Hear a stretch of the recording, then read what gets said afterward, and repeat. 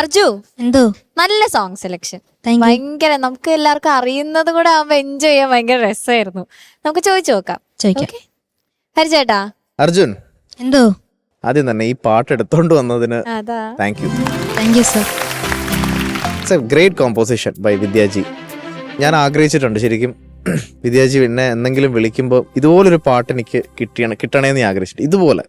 അങ്ങനെ ആദ്യം ഞാൻ പാടിയ പാട്ടായിരുന്നു നിലാവും മായുന്നു രാവേറെയായി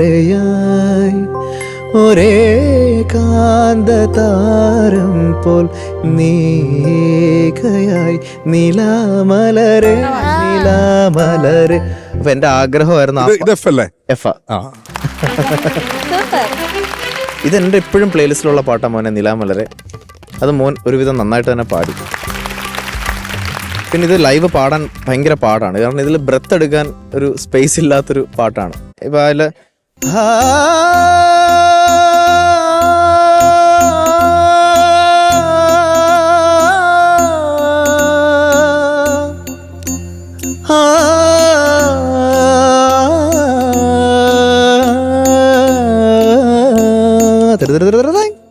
അങ്ങനെ തുടങ്ങുന്നത്.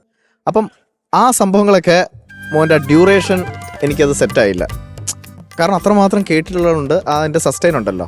അങ്ങനെ കുറേ സ്ഥലങ്ങൾ എനിക്ക് മിസ്സായി. ഫ്രം ബിഗിനിങ് ഞാൻ അതിങ്ങനെ നോക്കുമായിരുന്നു. പക്ഷെ അതൊന്നും കുഴപ്പമില്ല.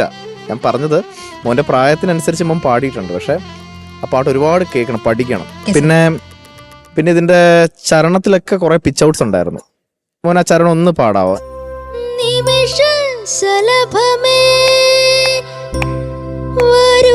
ടെമ്പോയിലൊന്ന് പാടിക്കേ. 1 2 3 1 2 3 4.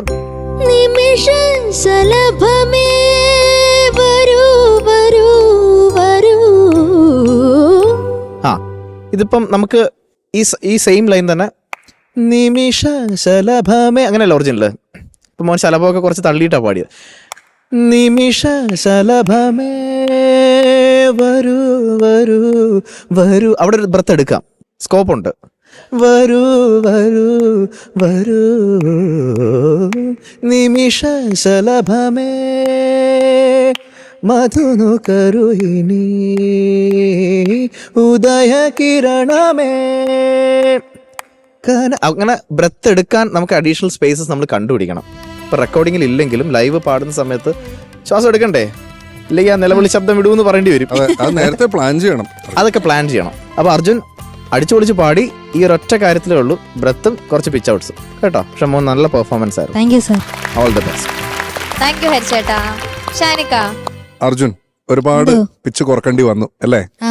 സ്വാഭാവികം. അതില് നമുക്ക് പാടിയപ്പം മനസ്സിലായി അത് അർജുൻ്റെ കുറച്ച് എക്സ്ട്രീമിലേക്ക് പോകുന്നുണ്ടെന്നുണ്ട്, എസ്പെഷ്യലി ഹൈസ് ഒക്കെ. ഇപ്പൊ ഈ പാട്ടിനെ കുറിച്ച് പറയുകയാണെങ്കിൽ ഇത് ഭയങ്കര ബ്രൈറ്റ് ആയിട്ടുള്ളൊരു പാട്ടാണ്. അപ്പൊ പിച്ച് കുറയ്ക്കുമ്പോൾ അത് ഭയങ്കരമായിട്ട് എഫക്റ്റ് ആവും. എനിക്കും ബ്രെത്താണ് ഇതിൽ അർജുൻ്റെ ഒരു വില്ലനായിട്ട് തോന്നിയത്. ഹരി പറഞ്ഞില്ലേ ഈ 3 വരു വന്നില്ലേ ചരണത്തിൽ, ആ 2 വരു കഴിഞ്ഞാൽ ഒരു ബ്രെത്ത് എടുക്കാനുള്ള സ്പേസ് ഉണ്ട്. അത് കണ്ടിന്യൂസ് പാടിക്കഴിഞ്ഞാൽ 3ാമത്തെ വരു വരില്ല, അത് വേറെ വഴിക്ക് പോകും, അത് പോയി എന്നുള്ളതാണ് സത്യം. അപ്പൊ ആ കാര്യങ്ങളൊക്കെ മനസ്സിൽ വെക്കണം അർജുന. ഇത് നിങ്ങളുടെ ഫ്യൂച്ചറിൽ ഭയങ്കരമായിട്ട് ഹെൽപ്പ് ചെയ്യുന്ന ഒരു കാര്യമാണിത്. അപ്പൊ ഇത്രേ ഉള്ളൂ മോനെ, പാട്ടൊക്കെ നീ നന്നായിട്ട് തന്നെ പാടിയിട്ടുണ്ട്. ഈ പറഞ്ഞ പോലെ ചിന്ന ചിന്ന പ്രശ്നങ്ങൾ. All the best. Thank you sir. Thank you ഷാനിക്ക. ചേച്ചി. അർജുട്ടാ, എന്തോ മോൻ പാടിയത് ഇപ്പം ഇവർ പറഞ്ഞതെല്ലാം തന്നെയാണ്. എനിക്ക് ആ പല്ലവിയിൽ ഒരുപാട് ഇമോഷൻസ് ഫീലിങ്സ് കൊടുക്കേണ്ട ഒരു പാട്ടാണ് മോനെ. മോൻ്റെ ഈ ചെറിയ കുഞ്ഞല്ലേ മോൻ്റെ ചെറിയ ശബ്ദത്തിൽ മോൻ മാക്സിമം ട്രൈ ചെയ്തിട്ടുണ്ട്. ഓഫ് കോഴ്സ് ഇതൊരു കോമ്പറ്റീഷൻ ആയതുകൊണ്ട് നമുക്ക് എല്ലാ സിംഗേഴ്സിനും ആരാണേലും ഇപ്പം നമ്മളാണേലും അവിടെ ഒന്ന് നിൽക്കുമ്പോൾ ഒരു പുഷ്പം ഒന്നും മനസ്സിൽ കൂടെ പറക്കും, ഒരു പേടി. അതിൽ ഈ സംഭവം കുറച്ച് ഭാവവും കുറച്ച് ബ്രീത്തും ഒക്കെ പോകും.